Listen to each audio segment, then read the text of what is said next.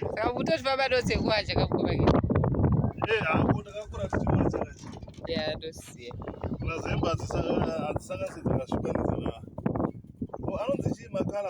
Separate macolors.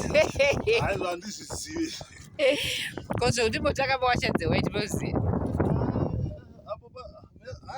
Yeah, my light colors are attacking.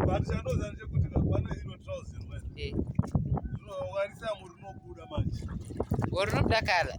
Don't separate my colors. What you go? Okay. No. All right.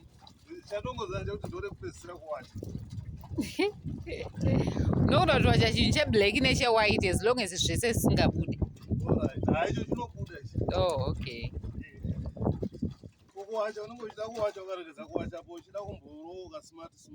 That's good. Kwekuachira mubhara ndeipi mukomaketi zvakasiyaneiko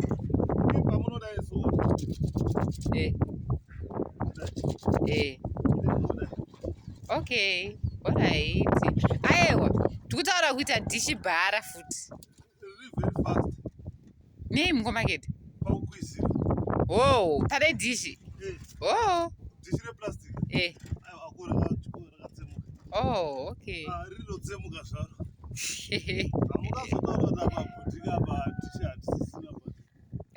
kana chingatsemuka chatsemuka mukomaketi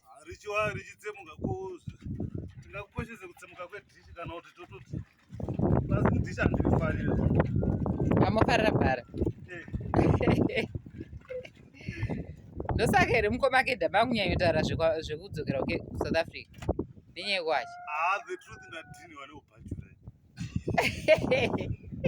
asi mukomaketi ubhachiro wekungowacha chete ingandobika wandosuka ndoita sehembe dzimwe nguva ndotombowacha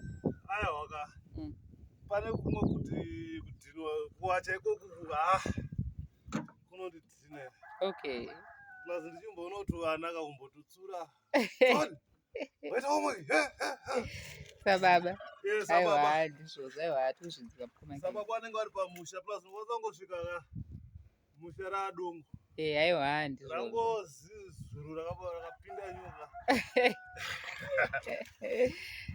aiwa tukibata bro aiwa plazi kutowacha kuri naniwo futi ruoko runogara riri soft ropa richimhanya isvika kumaoko aiwa ndizvozvo bato yacho ndomboma manje iyo yakanyatsobuda zvakanaka hembe dzacho hadzina kunyatsowanda hadzina kuwanda pamwe chete yenyu yamune muri kuijamba maitora here nyowani ye handisumboona hayo ndozongo idobadoba iri muhembe dzakasvibenenge dongo wacho ndoichitataita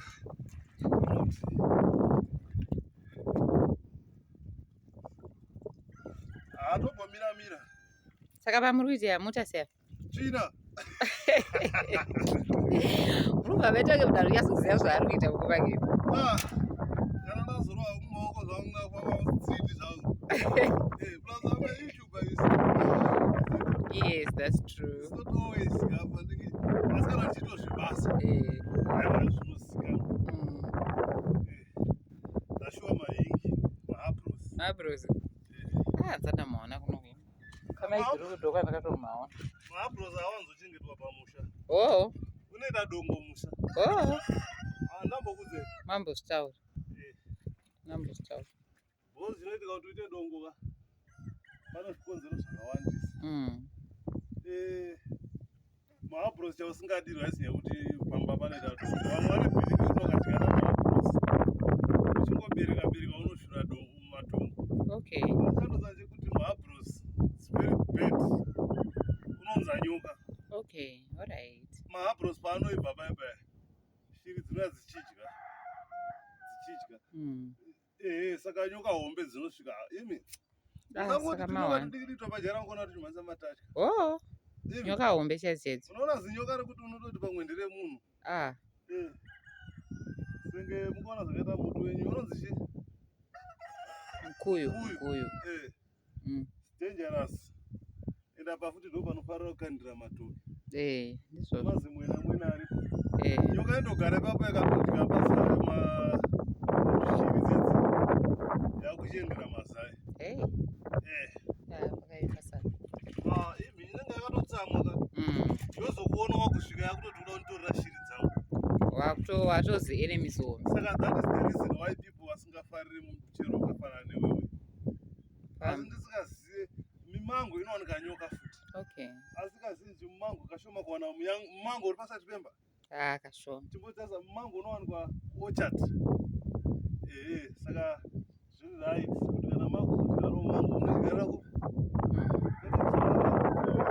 madziro memba shedza miti unoshedza nyoka.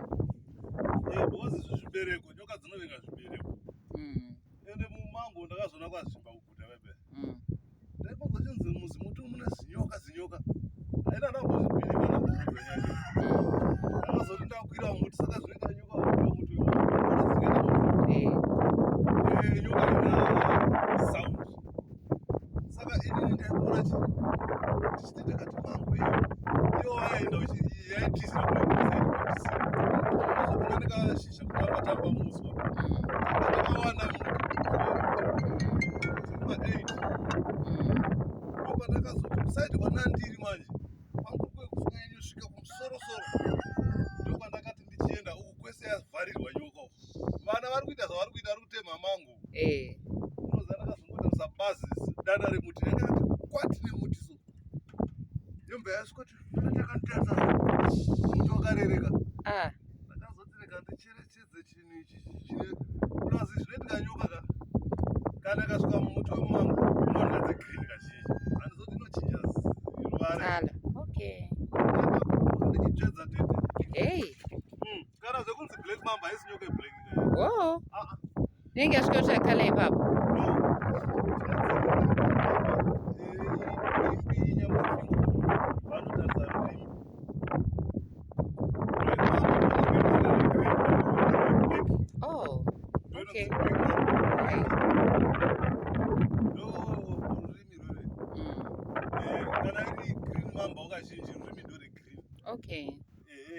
Asi kana dzasvika muti kasi umu mudzinenge dziwanika dziri dzegirini. Ndinokwanisa kuona iri green iri black mamba iri green. Inochinja ruvara. Inoadapta. Sezvinoita kamiliyoni zvezvo.